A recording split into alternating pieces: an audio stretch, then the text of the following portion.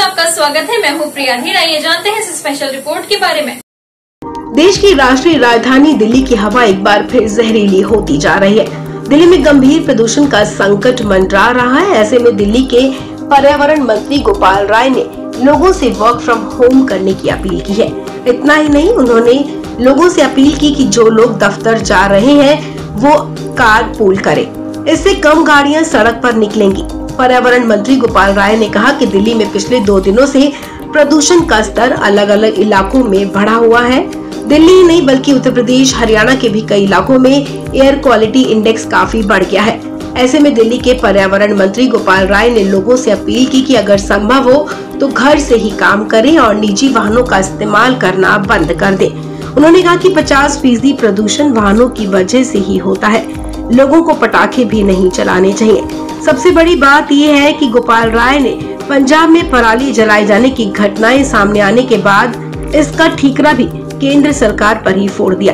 गोपाल राय ने कहा कि पंजाब में पराली जलाने की घटना केंद्र की वजह से हो रही है, क्योंकि उसने इसे रोकने के लिए पंजाब सरकार और किसानों का सहयोग नहीं किया। बुधवार को दिल्ली में एयर क्वालिटी इंडेक्स बेहद ही खराब श्रेणी में दर्ज किया गया। इन हालातों को देखते हुए गोपाल राय ने लोगों से क्या अनुरोध किया, आइए सुनते हैं। पहला, इस समय आप कैसे सहयोग कर सकते हैं। हम तमाम तरह के गतिविधियां तो चला रहे हैं, लेकिन आप क्या कर सकते हैं। पहली चीज कि आप अगर दफ्तर जा रहे हैं, काम पर जा रहे हैं, अगर संभव है, अगर आपके आसपास से 2 गाड़ियां आती हैं तो 1 गाड़ी में आइए। कार शेयर करिए, बाइक शेयर करिए, ये हम कर सकते हैं। दूसरी चीज,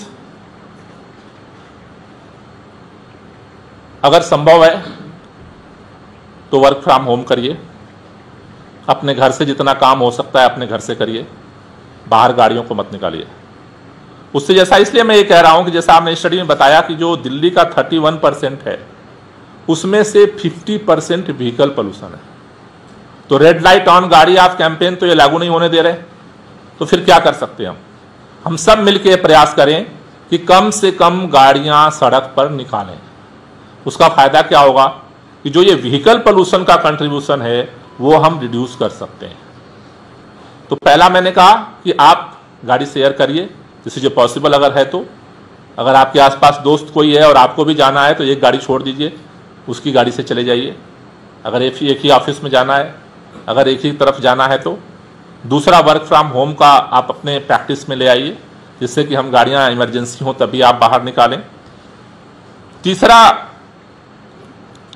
अगर कोयला या लकड़ी का उपयोग कहीं भी कर रहे हैं आप या आपके पास हो रहा है, उनको भी समझाइए और आप भी इसका उपयोग मत करिए। क्योंकि ये जो बायोमास बर्निंग है, पराली के साथ साथ जो छोटे छोटे जगहों पे दिल्ली के अंदर इस तरह की जो बर्निंग होती है, उसका भी पोल्यूशन दिल्ली की फिजाओं में घुल रहा है। तो तीसरा जो आप सहयोग कर सकते हैं वो ये कर सकते हैं। चौथा जो सहयोग हम चाहते हैं, खास तौर से जितनी सोसाइटीज़ हैं, RWA हैं, कि जब ठंड बढ़ रही है अब थोड़ी थोड़ी, तो सुबह के समय जो हमारे सिक्योरिटी गार्ड होते हैं वो आग जला लेते हैं, क्योंकि उन्हें रात भर जागना होता है। तो ऐसे में उनको इलेक्ट्रिक हीटर आप प्रोवाइड कराएं, जिससे कि उनको इस तरह की आग जलाने की ज़रूरत ना पड़े।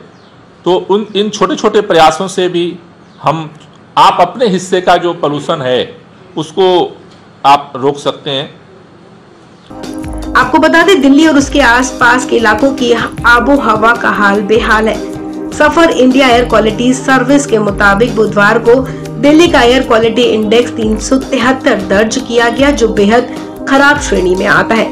NCR की बात की जाए तो नोएडा का हाल दिल्ली से भी बदतर बना हुआ है। सफर के मुताबिक नोएडा में बुधवार को एयर क्वालिटी इंडेक्स 428 दर्ज किया गया, जो गंभीर श्रेणी में आता है। इसके अलावा गुरुग्राम एयर क्वालिटी इंडेक्स 364 और CPCB के मुताबिक गाजियाबाद का औसत वायु गुणवत्ता सूचकांक 342 दर्ज किया गया है। इस स्पेशल रिपोर्ट में फिलहाल इतना ही। ऐसी और खबरों के लिए जुड़े रहें न्यूज इंडिया से।